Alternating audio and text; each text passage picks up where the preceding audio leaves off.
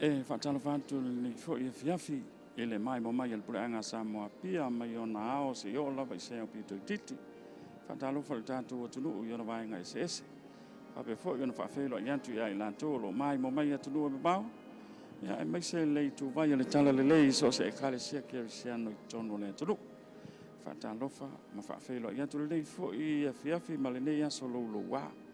Mai lava i le tae ona le lasi o mai le fefi nei. Ia o tu mau pea o winga o le tau timu.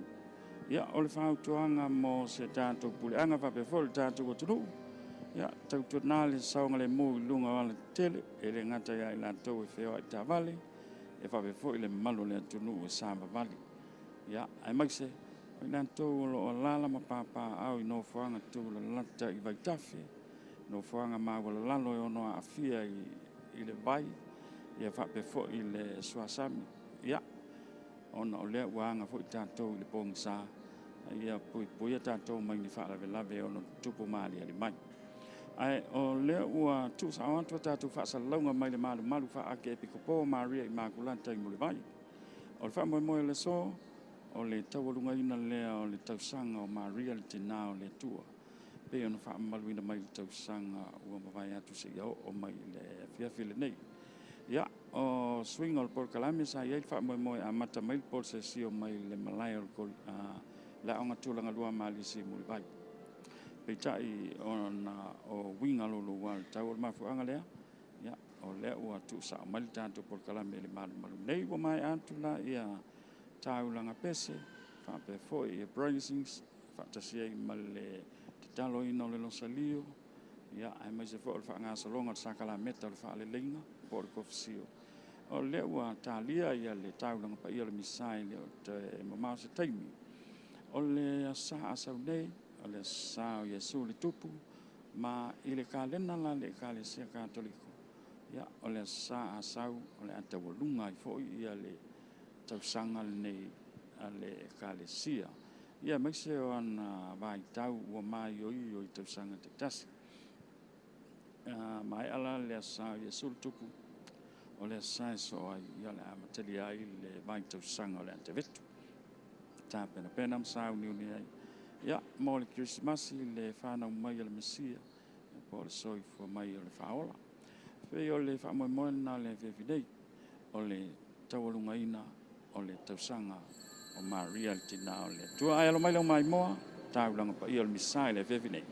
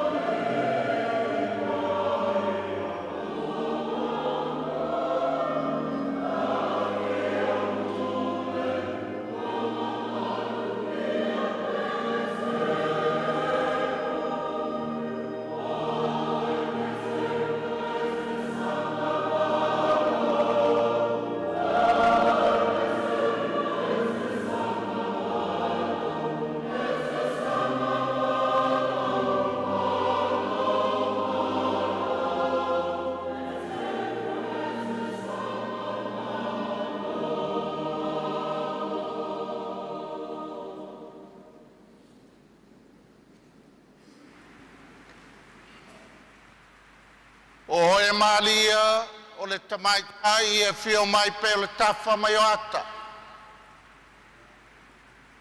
E te au lelei e te la lelei pe o le masina. O la e pupula pe o le la. O lou si o se o manga.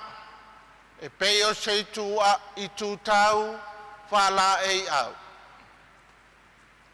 Suafal tama malealo maleanganga paia. Ia fatasi le lima autou. Afio maliu mai su mai tala mai a au. Le loa loa ma le lasi lasi. O le tātou puleanga le nei pano le afiafi. Tātou te mua ia mua o patia pata i le langi. I le upu ma le ukalestia. Whaftaia le tausinga lo tātou sili sili ese. A tātou whalau i le tausinga lo tātou tina, o le tau pou, o le tātou masi ofo le langi. Na tātou o whatasi le nei tausanga, ia leo tātou mai e taulunga, le whawoonga i le whainga malanga, ma le tina paia. Momoli ele anganga whaftai, le tamai le langi e ala le whautua, a le tina paia. A fio mai le paia ma le malu le sanctuario, le awos taulanga. Pule o matanga luenga e fia. Pule o vi kaliatu matama, taitai o vi kaliatu e fia. Le afionga le tama chancellor, patele spa, le afionga ia patele pesamino le fatonu, o le tātou kolisi telo sia i momoa. Le lo ma lasi lasi le awas taulanga le nofo ai, vai malima i matanga luenga e fia. A fio mai le vasenga o ti a kono manai o latou faletua. Whawhale tuluia, whawhale le manu, maota malawa awa, le tala le leia lo tātou silisili ese. Fio mai sunga i whawhengainga i soswani mu latou whale tua. Whawhale tiloata ma whawhale maneia i nu malala whanga. Fio mai au ngā whapae le langi i tamai taisa, e mamalu mamau popo ai le tātou nofo whale e kalesia. Le vasenga o whelele latou whatama whasoali. Ia tupu mai e mamalu e lo tātou puleanga. Tai fono malaulau e kalesia e fia, mamatanga luenga e fia, ma vikali atu a fia. Mamalu tupulanga tama matene talavou, o le malosi, o le lumanai, o lo tātou ainga mai e kalesia manu. Saula ia fio mai tātou, lufi i o tātou a au mo mātou lima. Le nei Taulaga Paia, si i le viinga, ave le whaftai lo tātou sisiri ese, i lana alofa, i le whautua, a le tina paia.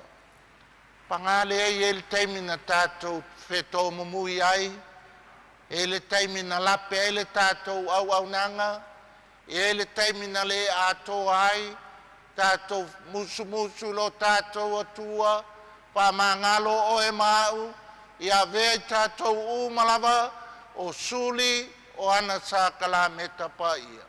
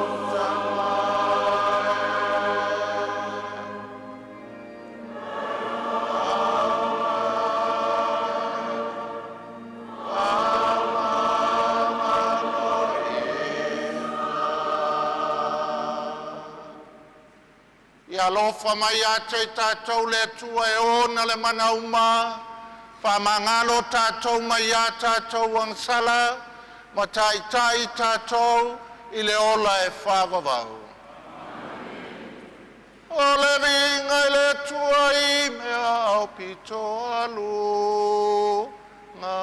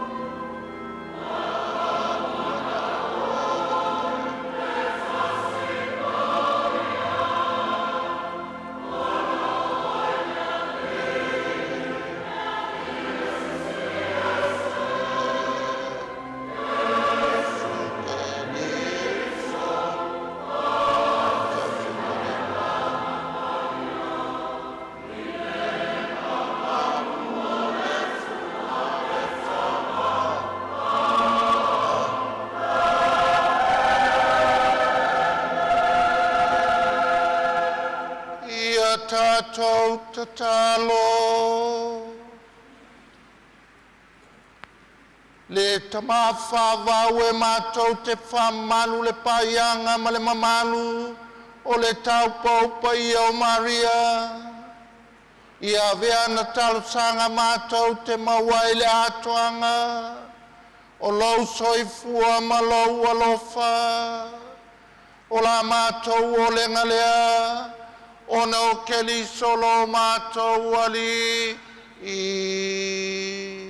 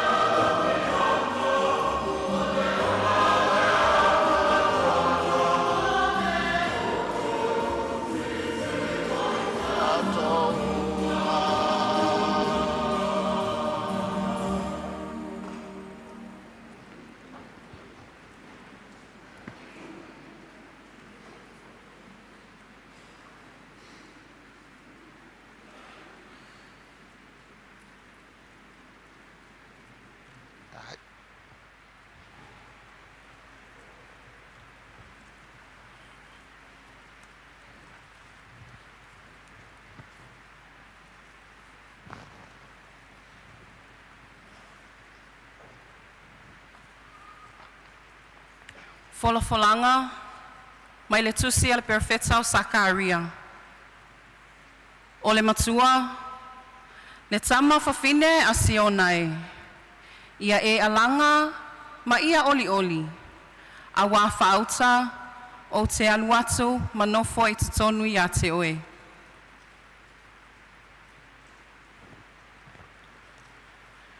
Le tama fafine a Sionai.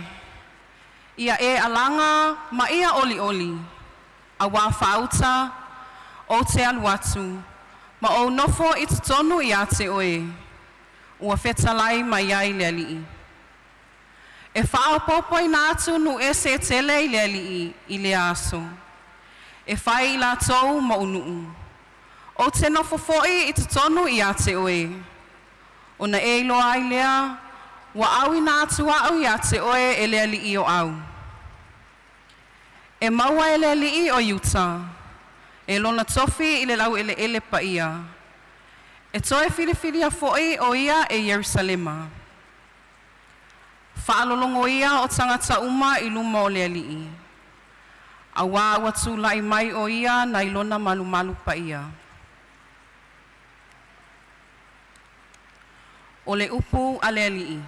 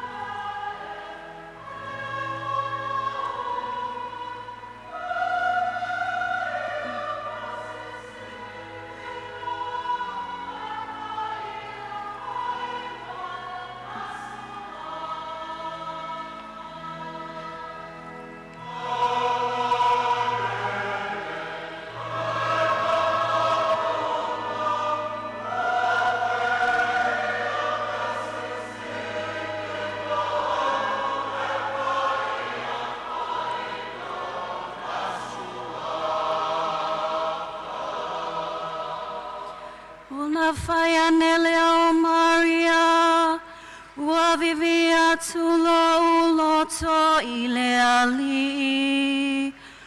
Oli oli foi lo anganga, i le atua lo ufaola.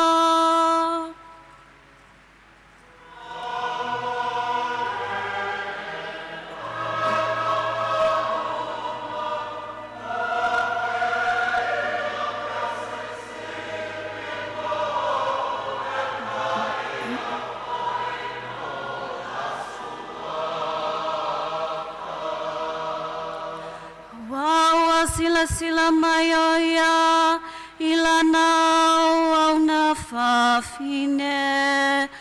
O whamaula loina, awai mata mai nei, o na whamuia mai a te au o tupolanga uma.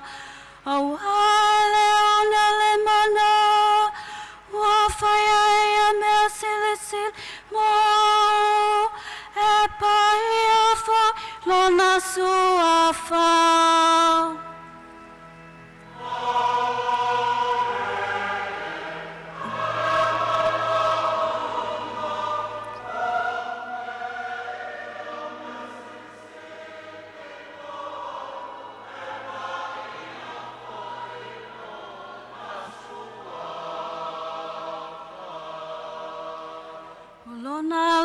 Foi e matatau ia te ia, e au tupulanga lavalea. Waia falia lema losilona, ua fata pea peina ia, o e famaualunga. Imanato lato.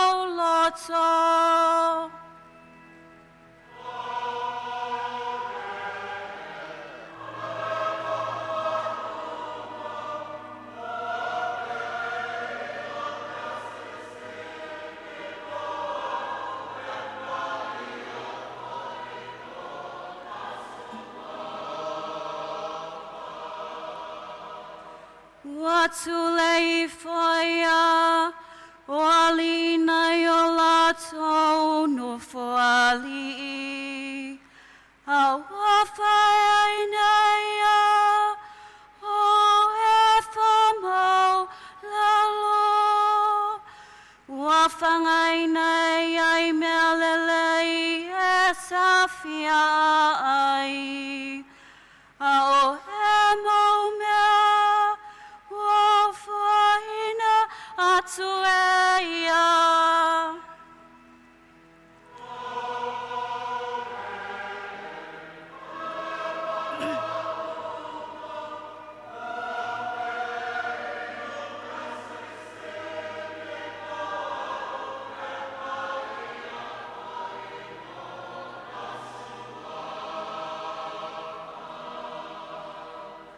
Wafesoso anioia, ilana au nao Israelu. Ina amana tualuna lofa, ya peramo man fano e favavo. E peiona fetalai maioia, io tato tama.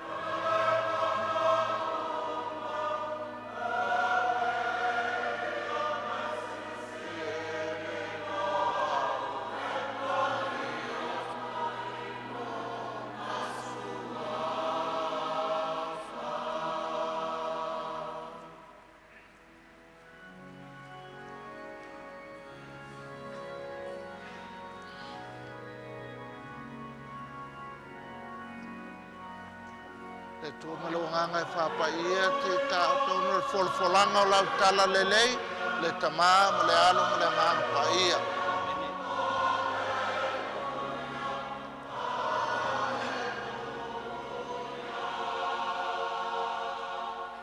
Manuia e Maria le taupou, ua e tali tonu e taunu, mea ua fetalai mai ai lea, Lia te oe.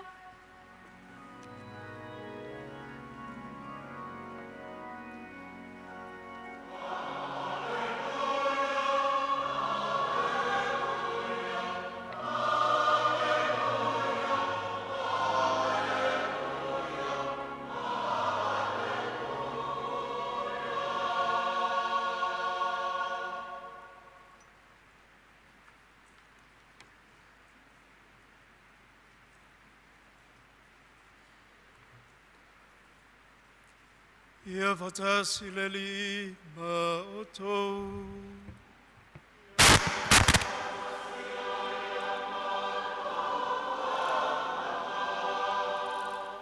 Fulfulanga le tala le lei, ma le malia paia Ioane.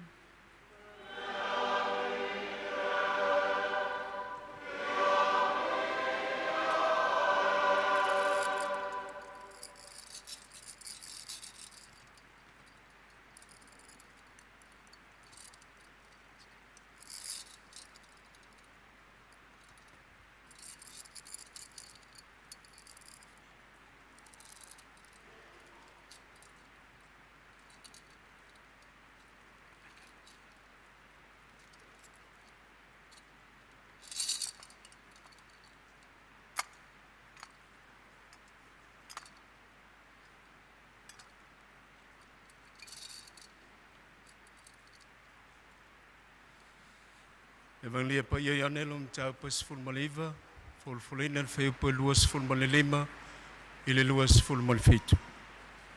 Mal matua o talale.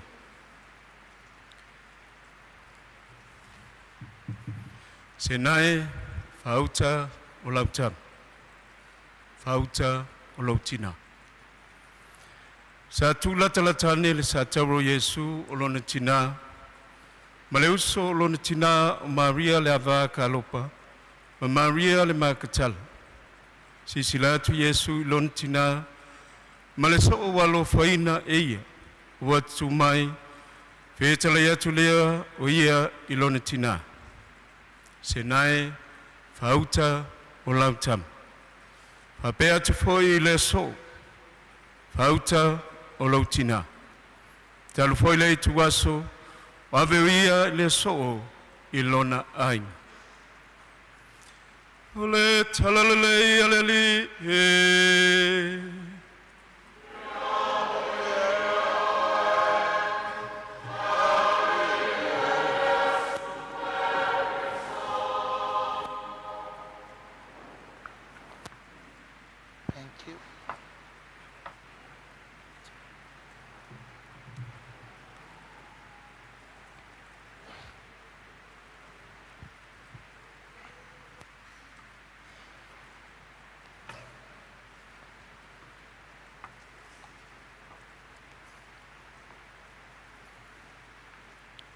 Molinga o malia le manumalu.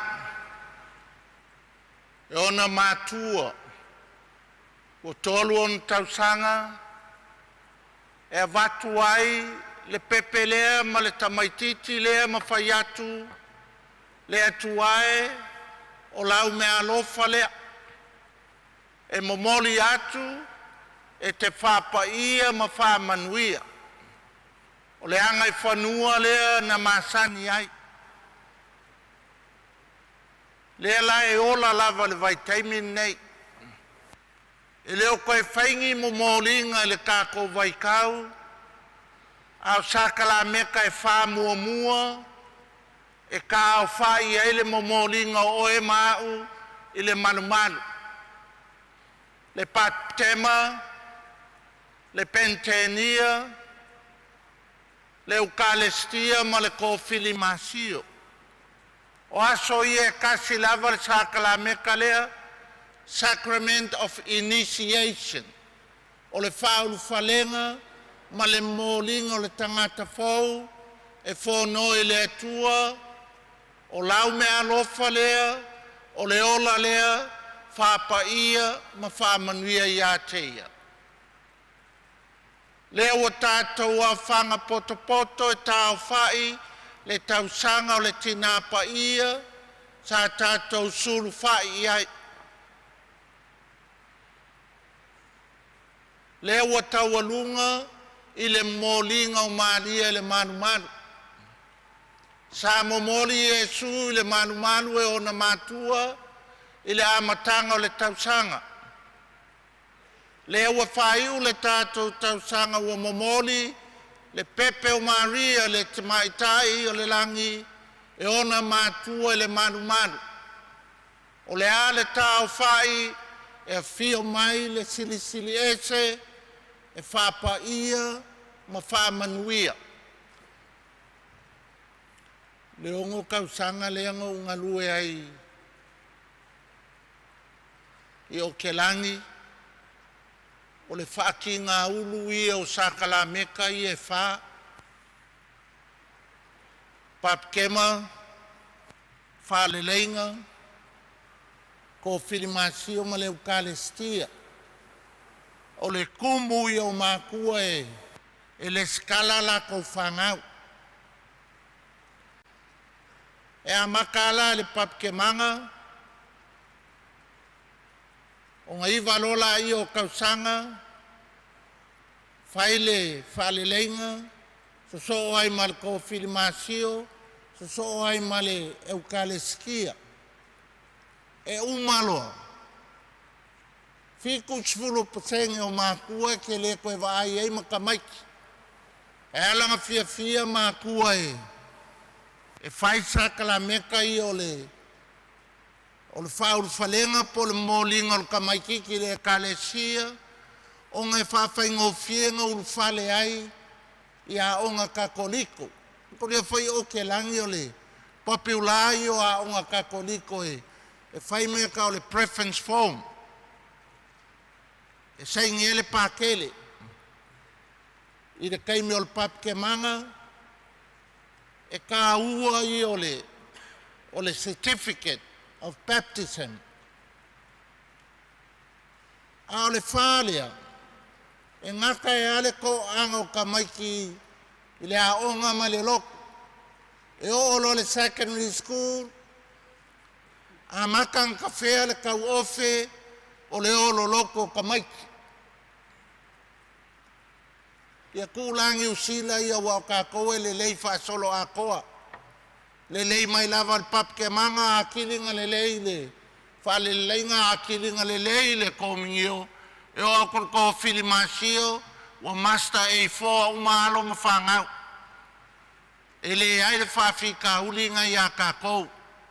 O mika mikanga aisa a wau ie momori a ko aile kangaka. E ngalo ia ka kou.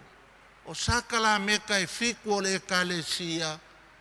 E pola pui pui, e ai uli, e kusi lima le sakala meka sili, o oe, o au, o ka kou.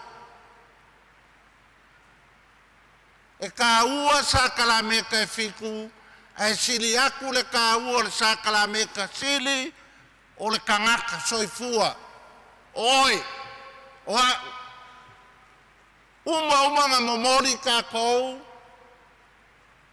le manu. Le aso le ka kou papke manga, le aso le ka kou konfirmasio, le aso le ka kou konfesio, ma le aso le ka kou kalia ai le sakala meka, o le tino ma le toto, o momolinga I o ka kou ke kiu wha makala o ai. I le molanga wha le wha kua. E iso ka kou alima sakala meka, o mākou ua kalia le o loto. Ua lima ai mākou. E o ngoloa, umalo o sakala meka o le. Nea fwoi le umu. Lainu. E kele mōsio. Le whau ua le swau.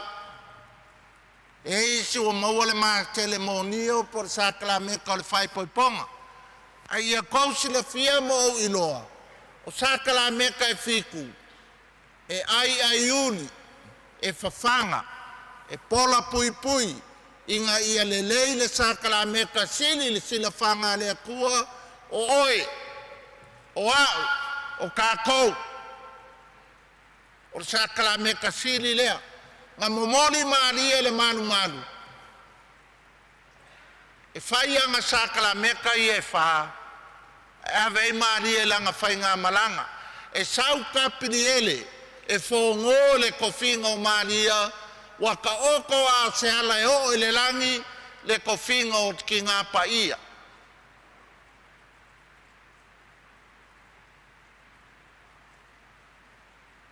O ai le Taulaga Paia. Le evangelia le so. O ka le maangai o le evangelia.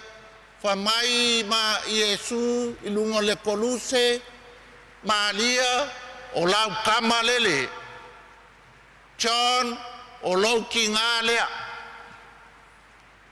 O le koluse ngā mangu maloa o le koluse, ngā kuma iele ma ku palapala o e ma.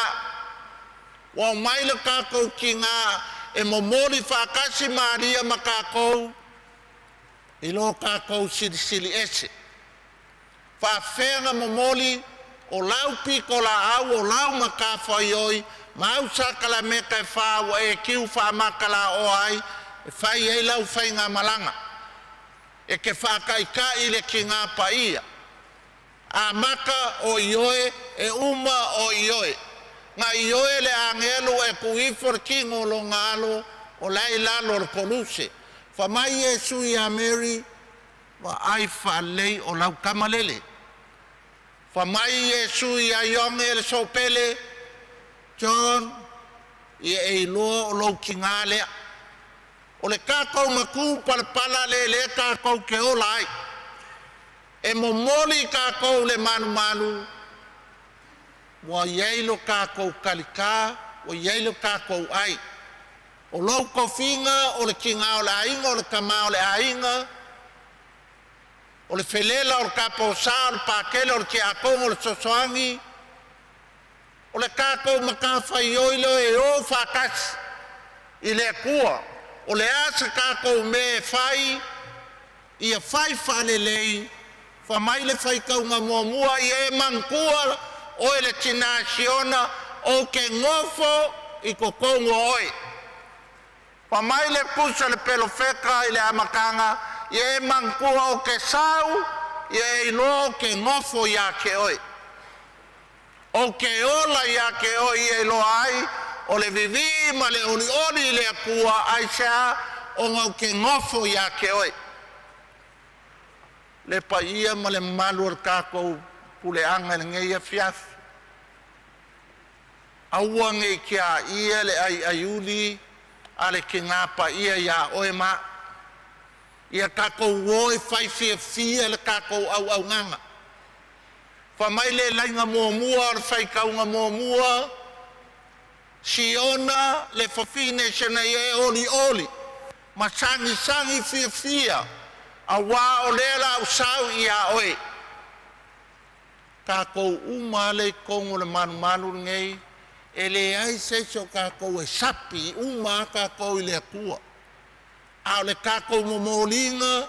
Ilo kako kapa au le lange fai. I le kako ngaluenga fai. Ia fai le fia. Fai le oli. Fai le mika. Aua kako ke au ki kilo fue les sosoang. Les ki a kongo, les pakele, les kaposa. O au kaposa i au fai fia. O le molinga lea. O au i lau sili ese. O au kinga, o au kama e fai lau piko la au. I le leinga fai. E momori ai au i le kua. E ke le anu fo e koso mai le se momori i le kua. E momori ai kangaka ia i le kua. I langa makafa ioi. Ma langa ngaruenga. E ai uli le kingapa ia ia kako. Wa umanga akofa sakala meka e fiku. Wa maua le whaama le lima e ko kelo kako. Kako ke mua ia mua o ai. Kako ke o ai. Al ngei e fiafi man ngei aso ia kako iloa. E ka ua. Everyone in the cathedral tonight is important. Wa umanga whapa ia ma whamanguia ia le kua. Ala kako molinga ka ke oe ave. Le kako au nganga ia makavela. Ia le lei. Ia fai fia. Fai ia oe. Alu ma ave awale kilo foi les. Ave oe le kua e ke fia ai. Fai mea fia. O haunga lau kilo mai ele amakanga le porcesio. O solo mo lau fia. Sao maka vale mele lo pak fok. Ai longa yenka karingei lo kumkwa ile anga le kau. Kwa lolo vai a oi Saint Teresa. Au kikir fok. O kalemanga i ol faku kua kanga. Fafkai ai mese lava uso mai savai. Ole au os kaulanga. O mea la iki e ke oso ele fia. Lolo wale kau. Malu elue le waa mai savai. A leo ki ko kele o ngai a uso ie i. Pea foi ki a kongo mai savai. Whafkai le au salafai. Whafkai le au kuwa ke ua solo le waku whapea. A le la vai wa aia kinga o mea la iki ia. Ka kou ke au ki kilo e mawhai aku. Mo mori ka kou mea ia i le kua. So se mea le lei ke whaia. Aua le kaungua i lalo. Ka kou oe ave le kua. Ma li e pau lava o sa ukau mawhainga ngei aso. Le kua, pau lava se mea ua mawhaianga o whaia. Pela i kiki, pe ke le, ai asau, i ngā i oka le māngaia. Oka le māngaia. Ka kou nguu, mai ka kou mua ia mua o. Ka kou whai mea fia. Kupulanga kalavou, kenge ia lako navy blue, le ia blue vai. Ese le māngaia. Ia leo tele upu i manu, ai leo titi upu i mana. Walava ia kala wakaafu lava. Sua foltama malealo maleanganga paia. Tātou tūtūlai mo le tau tinonga o le tātou whātuatua. O te whātuatua le atua tō tasi.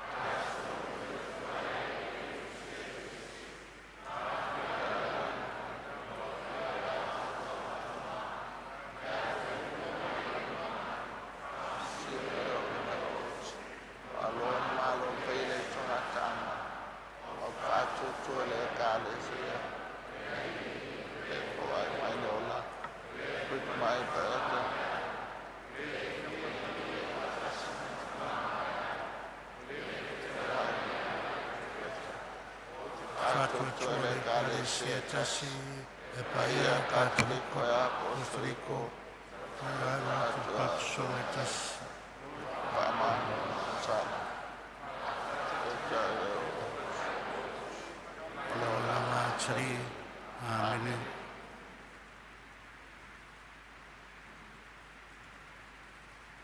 Tātou talo mo le whaole kalesia le larolangi atoa whaole kalesia e samonei e pekpo i tuainga sa ma e whai tofi le lotu. Ia ma waama mausani le lātou whātuatua wa le talaina Yesu Keriso i le lalolangi atoa. O la tātou morenga lea i le alii. Tātou talo mo tofinga taitai. Taitai whae kalesia whae le malo so se wha la patutonga ma ainga. Ia taitai ma lea mea tonu, ma lea lofo le nuu o le atua.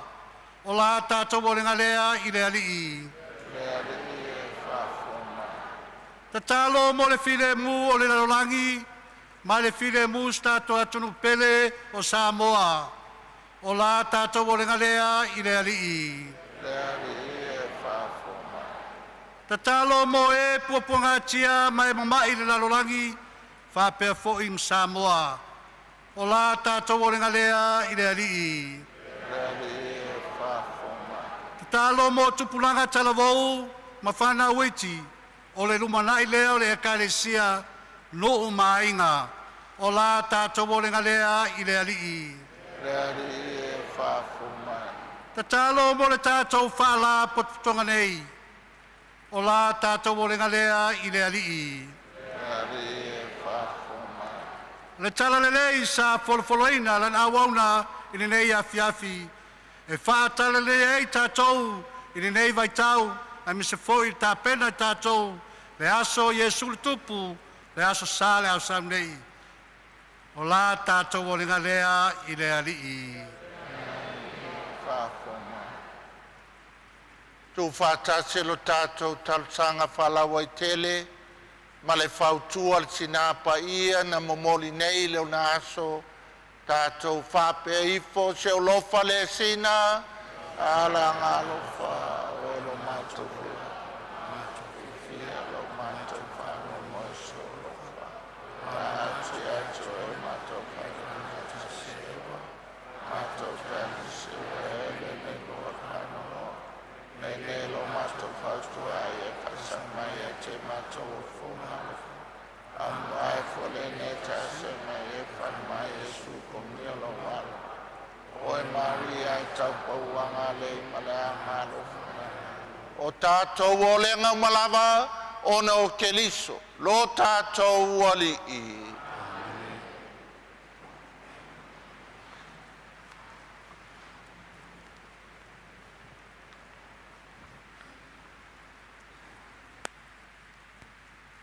tau fo nei.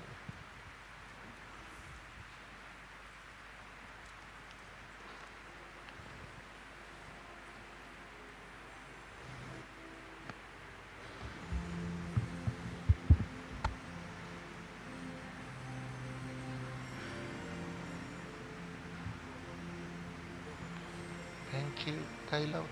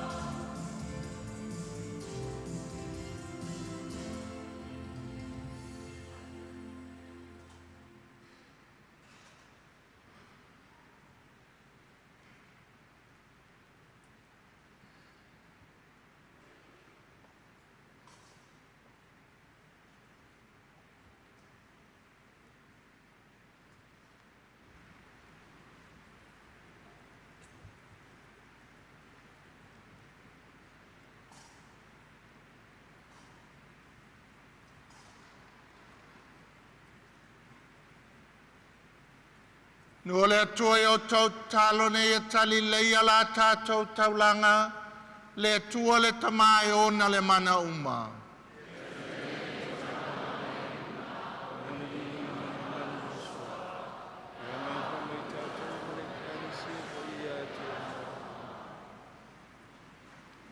Le tamae o le whanaunga o Keliso lo walo, whaloto ina le alofo le tina tau pou mo oe, ma whātele ina I lona paia.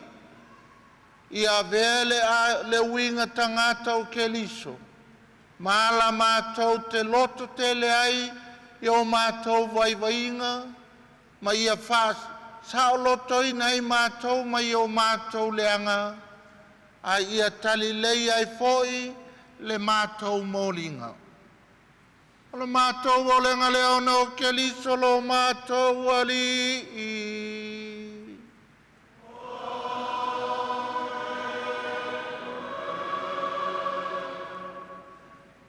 Ia whatasi le ali I moto.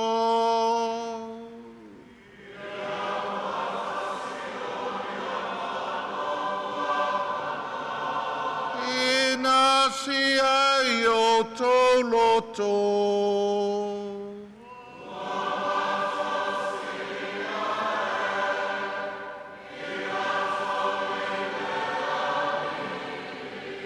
Ia tātou whaftai, le alilo tātou atua.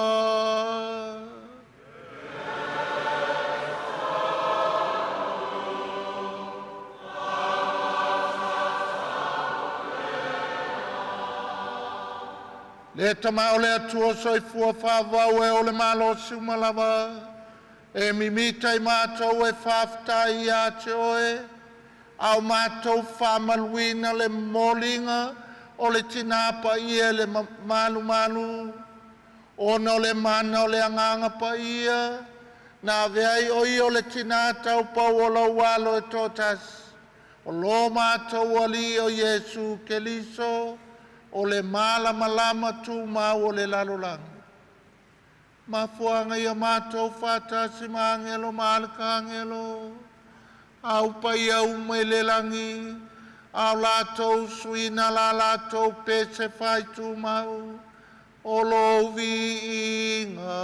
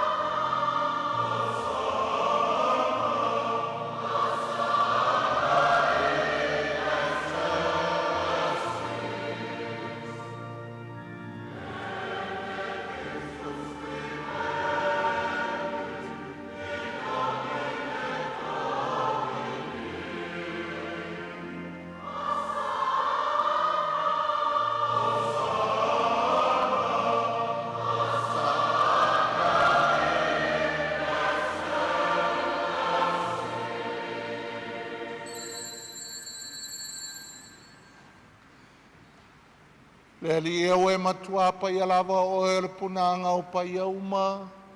A wina mai lo wanganga e whapa ia nei me alof. A vea I la tau moi mātou. O le tino ma le toto. O lo mātou wali o Yesu Keliso. Au le itu inatu I o le oti na ia tali elo na lava mali e.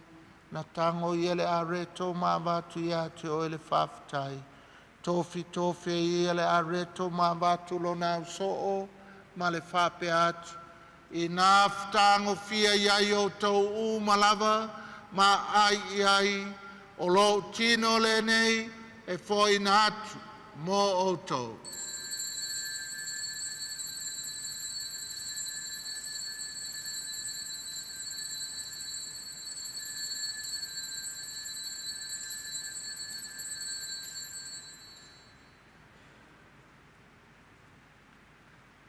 Mai ale tau maftangan tango i ele ipu. To e watu ia te o ele whaftai marawi inga. Tu watu le ipu lo na usoo ma le whape atu. I nā whtango fia iai o tau u malava ma whiinu iai. O le ipu le nei o lo toto. Toto le whenga inga whau ma le whawawau. O le a whamalingina mo o tau ma tangata uma. Mo le whama ngalo ina o angsala. Yo tau whaia le nei sauninga, ma whama natu i a te a.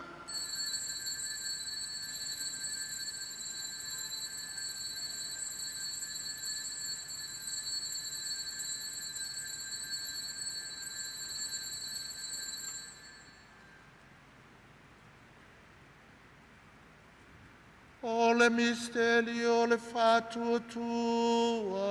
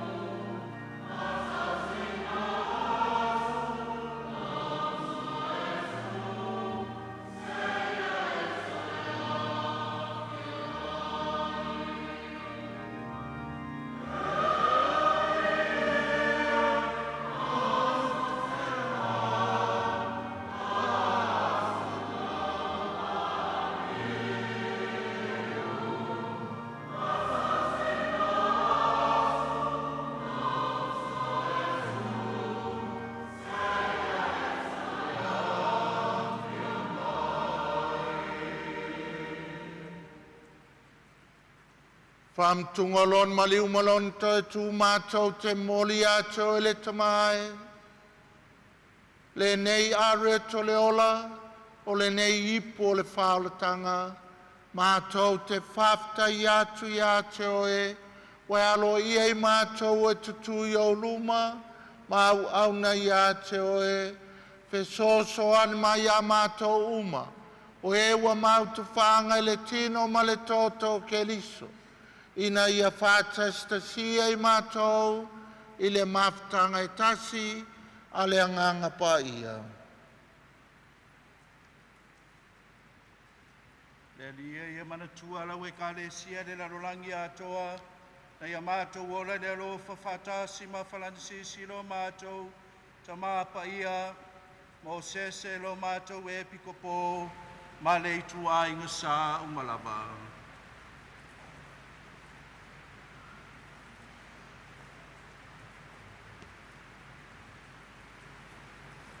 Le lie e sila lofa ia ngango I lātou o māliniu, au mātou mamoli no novena le nei māsino no o novema. Ia mapu atu I lātou I le ola tanga e whāwawau. Ia e lofa mai a te mātou malava, na ia mātou a ngā mātou te a wai whaatasi le ola e whāwawau, ma Maria le tina tau pou o le atua, Iosefo pa ia le awapu stolo ma le au pa ia uma, o e na whātino ina lo fina ngalo I tupulanga uma. Mātou te vivi ma whane ne whātasi mai lātou I lawa whio e a lātu lo walopele o Iesu Keriso.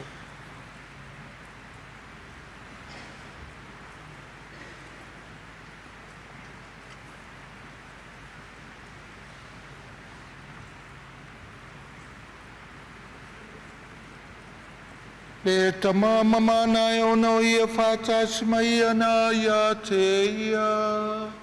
I le maftanga ma le anganga paia. O le vinga ma le manua toa I lawa fio. I le whawawau, whaavavau lava.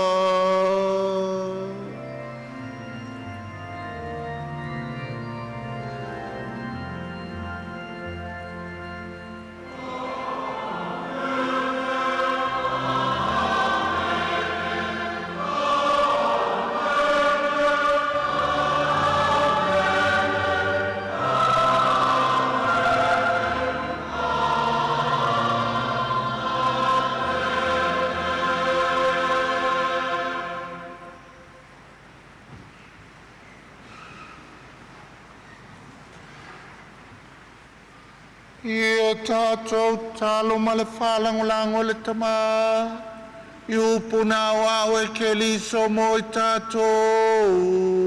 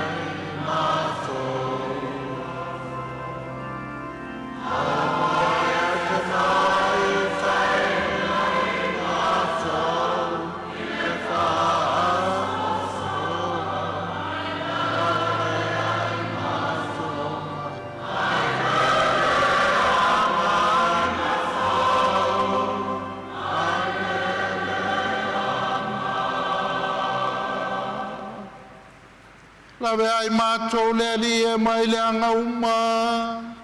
Mau mai a mātou le file mui o mātou aso. I loa lofa muti muti vale. Pasau mātou mai le anga sala. Mo pui pui a mātou mai atu ngalunga uma. Au mātou whātatali atu ma le whāmoe moe fia fia. Mo le fio mai o lo mātou whaola. O Jesu que liso.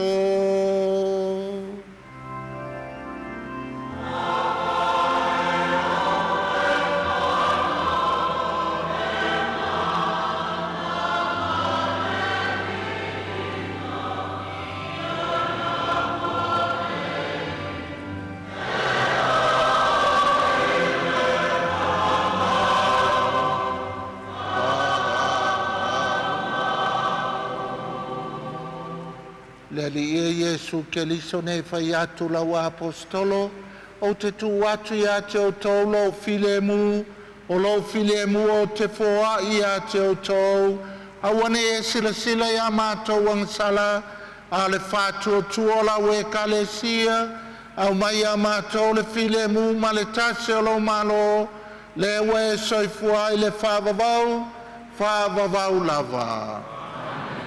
Ia ia tau tau tu mau le alofa o ke liso. Tātou whailoi nei le whailoi ma le whilem. Thanks, Deacon. Malo le awal.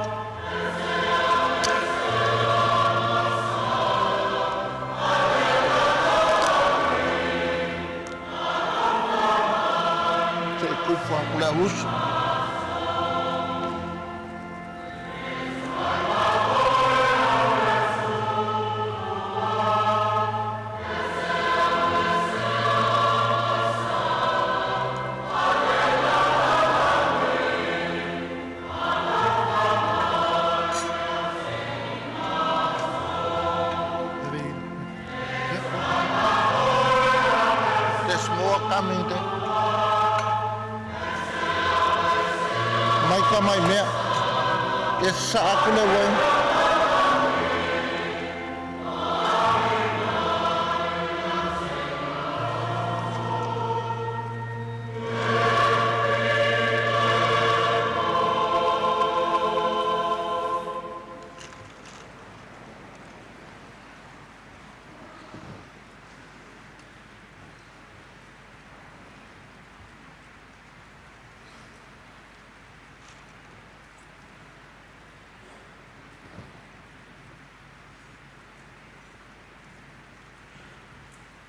Cùng nhiều phụ lẽ.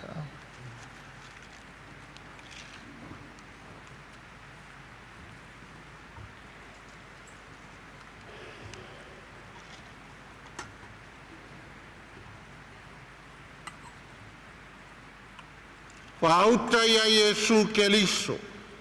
Pauta ilena te veseanga sala le lalolangi.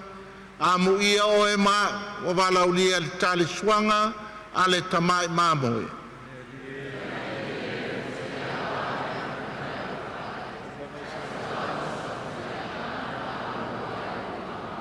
Beltino ma le toto Keliso ma wa umala vai tātou le ola e whaavavau.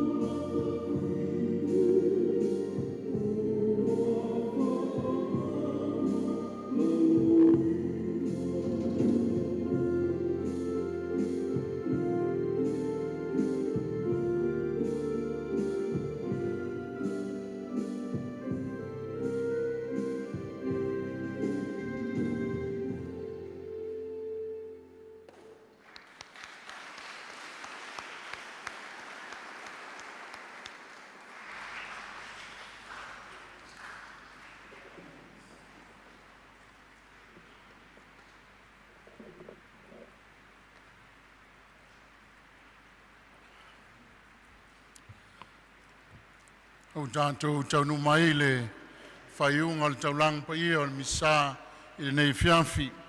O talitonu se taimi muriane o na whamani atu leo le tātou tamama mori atu se tu ma pala mo i tātou e maisio sana whawhitai. Ai wau tūlai atu e whailo atu a mai al Taulaga Paia o le Misasa le au o Taulaga ia o na mapu atu lea i le tātou hall ia mo sina tau mawhitanga māmā. Ai mālilia le kākou puleanga ia masalo e o le ale la vea ai tātou na le o Taulaga o le a walaudia ia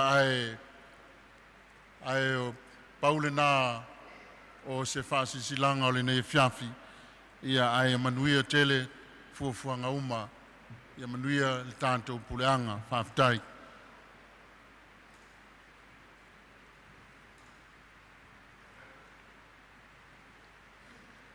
Ia tātou tatalo.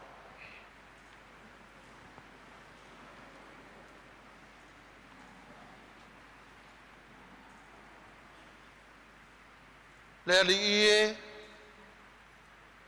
mātou te fia i au sa kalameta. Mātou te whātangsia lo wanga alofa.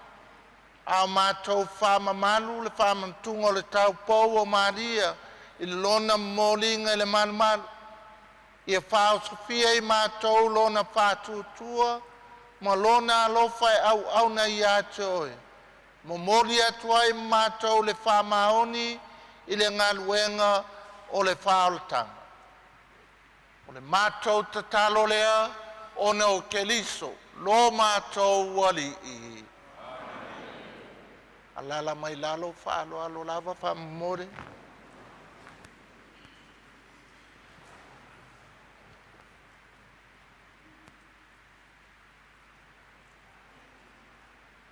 Sa kuo e ke alu TV kai au e whai el whasisilanga i ki ngāo ki a kongo a lewa maua umai i ia leifo ngai ki ngā fufongo kure anga leo so e lungo TV. E moli le whaafikai a ke ukou lenga u masalo le lolo wā a leo kau paki mai o kou umalava. Mai se le au mamau o ki leo kule uso mai salafai, mai se foi le au kua i ngu mamau a leo o ki leo aku ese le whaoso malosi, whaoso fia. Whaafikai foi pa ke le Mikaele, pa ke le Lui, pa ke le Yose. Kou ka pengango ngei kaulanga e kaualunga ele ka kou pai ngā malanga le ki ngā paia le ngei kausanga lua o lua wha. Pafkai le whanga ua Maria le ao mo le ka penga o le ka kou le church ko tanse wha umai ngei misa malo le koe whair kou siva le a makairika kou mawhakanga i Yesu tame mea laka mai ngei lava. Le aunga kelo sia e moa, malo mo vi inga o le akua. E pa uma i ale ufi vau e maangai ale ai. Malo maangai ai o vi inga o le akua. O kou ka mama ki ngā mākukua, o kou le ka oko ai kou whanga o ngor ki munga, a o si mai whale o so mua e mamanu wailing e fiafi. Thank you very much for being here. Ki ngā makama mākukua. Ia, ke whawhapea ngā le au ki a kongo ma sosoangi mwhaiwhe au ke alua. Whawkai, wālo ko ke leo kākou le au whai ngā ruenga le i o whaiwhe au ki a kongo ma sosoangi. Ia lela whai whasi silanga le umangai whasi o ki a kongo. Bawe ala ua koe anu le ako whapea. Ele whaalungal me lela ve lungal TV whamod. Aso ieu whale ula.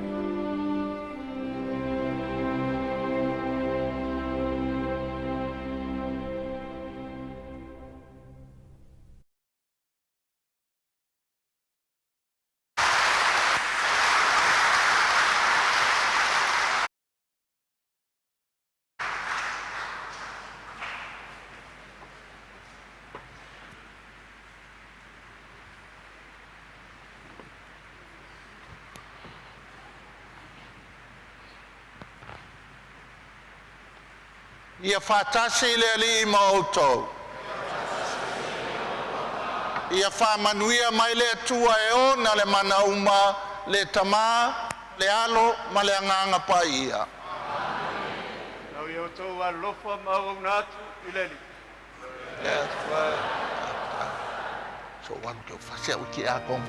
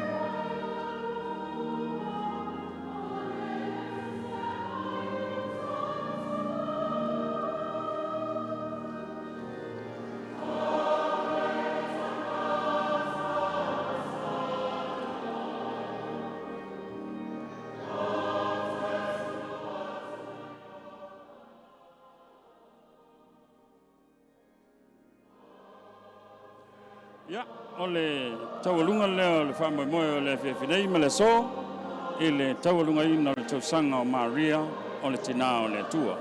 E pe ona iai le Taulaga Paia o le Misasa sa e mai mo mai iai na o sia lava i le tamā o le puleanga sa moa pia le Afioga Akiepikopo Mosese Vitolio Tui. O viinga o le tua sa pesa ina e le kolisi te losia i momoa i lalo le taitainga le Afioga patele pesa amino Victor o le pule le kolisi te losia i momoa whape foi le Afioga te akono whaftaila le toa ma le kolisi te losia i momoa. Ia, o lesa a wai uma i o si Taulaga mai le vikali atu savai. Ia, whape foi ia vikali atu uma lava i upolu nei. Ia, whaatumulia le malu i le whiawhinei i whaamoemoe. Ia, pe ona tā pena i le komiti ai maise o le laulau. Ja,